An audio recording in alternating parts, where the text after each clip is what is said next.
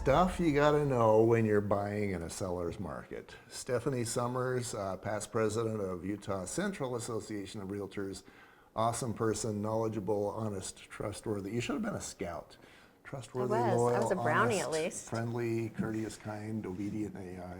I think I remember most of those. I only made it to brownies. Yeah? It's okay. Yeah. Well, I didn't even make it to brownie. What can I say? So I wanted to talk about stuff that that a person who is buying in a seller's market has to know. Okay. And the first one is pick a realtor you trust, then trust them. And you know, I do this a lot, where it's like, okay, yeah, I mean, obviously, if I'm going to pick a realtor that I trust, then I trust them. And my answer is no, you don't. You probably know where I'm going with this, but let me set the scene with some examples that I've seen as a home inspector. Okay. I run into a buyer and they find a house. Let's say it's the first house, or maybe it's the third house. Realtor knows that this house is way underpriced, and that if they wait, bad things are going to happen. Mm-hmm. You know where I'm going with this. Do you want to take over Bad for me? things may still happen even if you don't wait. Yeah.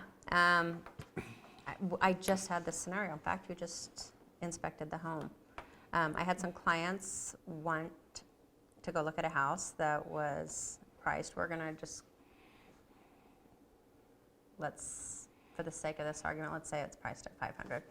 Okay. And I had another client that I thought this might work for them because it goes up to $500, but I looked at that house and I'm like, it would not be fair for me to show this to my clients who are looking at $500 because this home is going to go to $550 and it will be very discouraging for them. Mm-hmm. At the same time, I had another client who wanted to, and those clients were reaching to get to $500. Then I had another client who wanted to go see it. It's kind of low in their price range. They wanted to go. And I said, fine, well, let's go see it. 2 hours later, we were there along with about 20 other people. Mm-hmm. And I had told them this house is underpriced. And as we get there and you see a list, a line of 20 people, you know that you're underpriced. So we go through, we put in our offer, and I tell them, we're coming in high, but how badly do you want this house? Mm-hmm. Like, what are you willing to give up for this house? Mm-hmm. We want it. This is everything that we love about it. Okay, great. So we decide, on our offer amount. But I told them we're also going to be struggling with comparables. Before we write this offer, I'm going to look at your comparables. And I told them we're going to be tight. It's going to be really tight. Not because I don't feel like the house is worth, let's say, the $550 we offered, but because within that radius that the appraiser can use and the time span that he can use, there's just not many comparables. So that's going to be our struggle. And so they went with that. We still feel good about it. We still have extra money. We can put it down. So we had to make our best offer right up front, but I had to also tell them we may not appraise. How do you feel about that? Are you willing to bring more money to closing? Because there was over 30 offers on this house. Mm-hmm. And so we had to be competitive. We had to say what we were willing to give up. And we had to have a very frank talk of what happens. If they take our offer, you're going to be giving up some non-refundable earnest money. Are you willing to do that? Yes, we want this house. So if it doesn't appraise, are you willing to pay over the appraisal amount? And those are hard things because nobody wants to pay more than the house is worth. Mm-hmm. But I always tell my people that 5 appraisers are going to give you 5 different values on a property. And it's very subjective. Along with the different properties they can use, there's the appraiser's mentality. That's all of that plays into it. And at the end, you've got the buyer who wants it so much they're willing to pay anything because it's their dream house. And it's not like your scenario that you just painted is unusual. I have a good friend who just sold his home. He thought his home was worth $485,000. He found out that some of the neighboring homes might indicate that he might get $5,000 for it. So he thought he was being aggressive. He listed it at $505,000. He did that on Friday morning. He had an open house on Saturday morning. And by the end of the open house, he had 6 offers. And he ended up selling it for $535,000. It, and that was a cash offer, you know, Yes. And all of that plays into it because, I mean, as a realtor, like we look at recent solds and we can say, hey, this is what all the solds. In fact, I just did this for somebody in Alpine. I said, this is what all the comparables are telling me your house is worth. But in my gut, I feel like you will get more. But this is what the data is telling me. And he said, you know, I know a bunch of realtors. I could ask any of them, but I know you'll tell me what my house will sell for. So that's why I'm calling you. So I felt kind of sick to my stomach saying your house is worth this much, but feeling better saying I feel like this is what the market's actually going to tell you. But it is our job to tell you the difficult things. Like, to be honest. yeah, like your house may not be worth as much looking at other solds, but there may be things about your house that people want. They may be willing to pay more because it's on a much bigger lot. Or maybe they want that 6-car garage, and even though the appraiser is not going to give you a full value of what an additional 6-car garage would be, they're willing to pay more because they want that space. So here's my thing. You as the realtor are aware of those conditions. Your buyers may not be. Right. And so if you as the realtor, you run into, and it doesn't have to be in a market as hot as this one Right. is right now.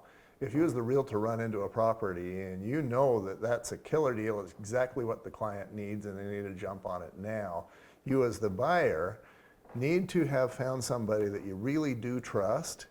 And if you really do trust her and she says, let's jump on this now, you need to jump on this now. Absolutely. And in, like right now in this hot market, you can't wait because you snooze, you lose. Somebody else will take it. But even, you know what, if you go back to when we were doing all the short sales, same thing. You snooze, you lose because somebody else will put in an offer and then you're behind them. You know, so in any market, a home could sit on the market for 70 days and finally you're like, okay, it's been on the market a while. I think I'll just throw in a low ball offer. Somebody else could have beat you that day. So it applies in any market. If you want it, don't wait. You know that saying, best time to plant a tree was 20 years ago, the second best time is today. It's the same thing with the house because even if our market goes up or down, and a lot of people are wondering right now what's going to happen, real estate is cyclical, goes up, it goes down. I like to think of it as a circle because each time it tends to gain a little bit momentum and go a little bit higher. Like our prices now are higher than 2007, 2008 Right. by a long shot. By double. Yeah. You know, and everyone thought, can prices go any higher then? But yeah, so you need someone that you trust. And another point that I want to make on that is picking a realtor that you trust and entrusting them is one, to give you good advice on how to write a good offer. And we can talk about a couple of ways to write a good offer. But another thing is, does your realtor know people? Does your realtor network? How involved are they? Like you said, you know, I served as president.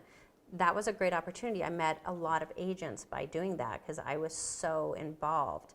So in this crazy market, just this last week, I had 2 offers accepted. In both instances, they had offers higher than mine, clients. But because the realtor knew me, knows how I vet my clients, knows that, you know, when we say we're in, we're all in, and the reputation that I've worked hard to build, they accepted us. And that's what your over the other. buyers told me when I was doing that inspection with them. They said that there were offers higher than yours. They went with your offer because it was attached to you. Yeah. That's kind of awesome. It is kind of awesome. It's kind of scary because then you're like, oh, what if my buyers back out? Does that makes me look bad? So everybody has to agree, hey, we're all in. We want to perform on this. We all have a job as the agent. Our job is to help you write a strong offer that will help you win while meeting your goals. But the buyers have an obligation as well that they have to perform as well.